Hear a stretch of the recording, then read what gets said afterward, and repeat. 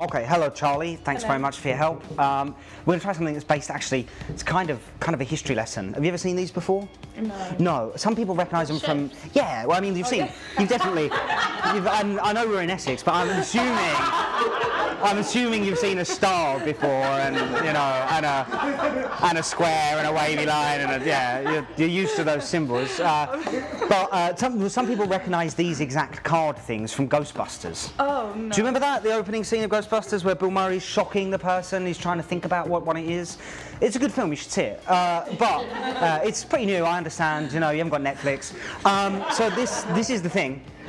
These were designed in the 1920s by somebody called J.B. Rhine. His job was to test, he was actually given money by the American government, who proved that they are not any smarter now than they were in the 1920s, but they gave this man money to test psychic. So his job was to design a set of symbols that were really easy to concentrate on, and you can see these are those, a circle plus sign, 3 wavy lines, a box and a star. The test was simple. Somebody would pick one, they would focus on it, think about it, and then somebody else who was supposed to be the psychic would try to pick up on what that was. And they did this over and over and over again until they did it thousands of times. The tests were pretty unconclusive, ended up being that about half of the time people were right and about half of the time they weren't, which is basically the same as guessing. So we're going to try something like that, but I'm going to tell you how it works. And I'll tell you this, if I chose the other way of doing things, instead of telling you that this is not psychic and not supernatural and telling you that this is about psychology and body language and so on, if I chose to say it was psychic, I think it would be really hard to tell the difference between what you're about to see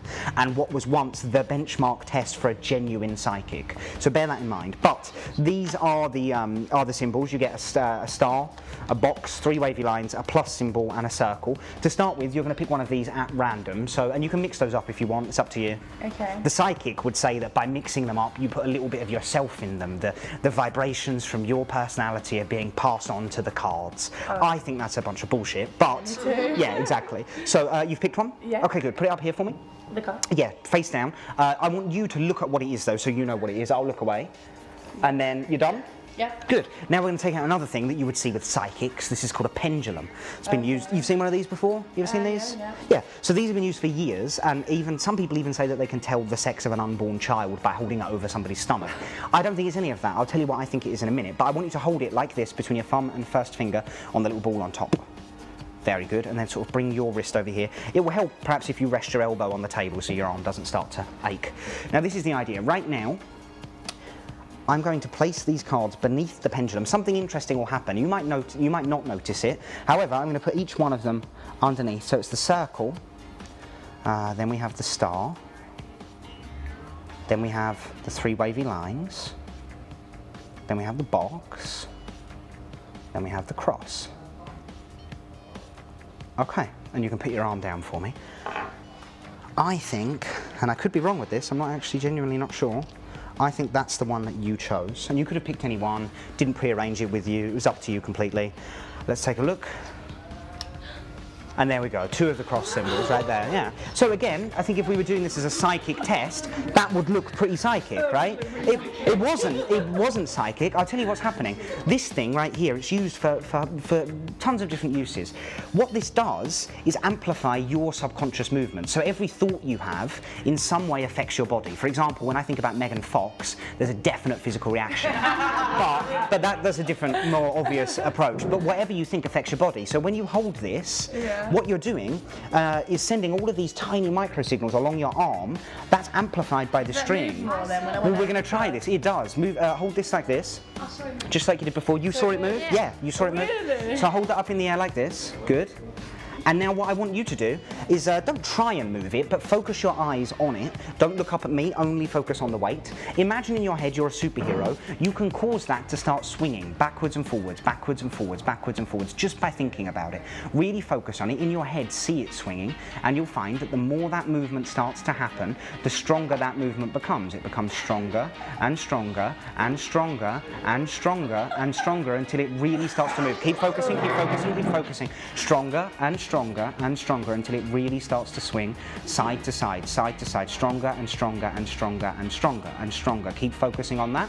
Don't worry about anything else, just keep focusing on the fact that that moves side to side, side to side, side to side. The interesting thing is, if I just put the circle underneath it, it will start to move in a circle. It will start to move in a circle. It will fight with its own movement, and it will start to move, and that circle will become wider and wider and wider and wider until it's moving in a very, very clear, very definite circle.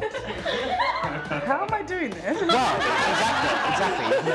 But you are, that's exactly what you're doing. Thank you, yeah, thank you. Stay where you are, stay where you are, stay where you are. But what you're doing right there, you're literally, your mind is sending the idea of a circle along your arm. All of the tiny microsignals, that's amplified by the piece of chain here, and that makes the weight move in that direction. And this is one of the ways that I look like I'm reading people's minds. We're going to try it without the pendulum, and I'll tell you what I mean by this. Again, this time, just say stop for me. Stop. Right here. You can take that one, take a look at it. Don't let me see what it is. Yeah. Are you done? Just sort of put it face down on the table so I don't see it. Good. Take your hand, put your hand like this. And I'm going to put my hand on top of yours. This is the idea. Right now, just like when we were doing the thing with the weight, you will move slightly. These are so tiny, such small movements, but nonetheless, they're there. So obviously it could be the star, it could be the wavy lines, it could be the circle, it could be the box, or perfect, it's a circle. Yes, there it is. Good. You see? So that's what I do. I take. You can't hide it. You see, so that's what I do. I take these tiny movements and I interpret what they mean. That's the first thing. That's how I started out. It's called muscle reading, or the idiomotor response, interpreting how it feels, like how a movement feels. But you can do it on a much more advanced and developed level. And we're going to try one last thing. And this is one of the hardest things I do, genuinely. So just say the word stop again. Stop. Perfect. Are you happy there? Do you want to change your mind? Yeah, I'm going to change mine. Okay, good. I'll tell you what, go through. I'll tell you what, do this, this is interesting. Everyone's kind of got their favourite symbol. For example, my favourite one is the three wavy lines because it looks a little bit like the water. But I've got a friend of mine that likes it because he thinks it looks like bacon. So, it could be either way. You go through, take out your favourite one. I can look at them. Yeah, just go through, take out your favourite one, don't let me see it. When you're done, put it face down on the table, tell me I can look. Can I show everyone else? Yeah, if you want. As long as I don't see it. Okay. It's face down on the table. If I turn around, I'm not going to see it. No, you're not going to see it. Okay, good. So this is the idea. I want you. I'm not going to touch you this time. Okay. Take a deep breath in and relax. And now focus clearly on what that symbol is. Let your mind clearly develop a picture until eventually that picture becomes the most dominant and the strongest thing that you're thinking about, the only thing that you're thinking about. You realise that you'll forget everybody that's sitting around here and you'll start to experience that feeling of calm inside, but knowing that that symbol is the only thing that you see quite clearly and quite strongly in your mind. And just one more deep breath in. If it helps to close your eyes, you can. You don't have to, but if it helps, you can. So you just focus on what that symbol is. Don't tell me out loud, but imagine you're somehow screaming it. You're somehow screaming it. Imagine I'm standing between a pane of glass. There's a big bit of glass in between me and you, and you're screaming it, screaming it, screaming it. It's the box. Yes. Okay, good. There it is. Thank you.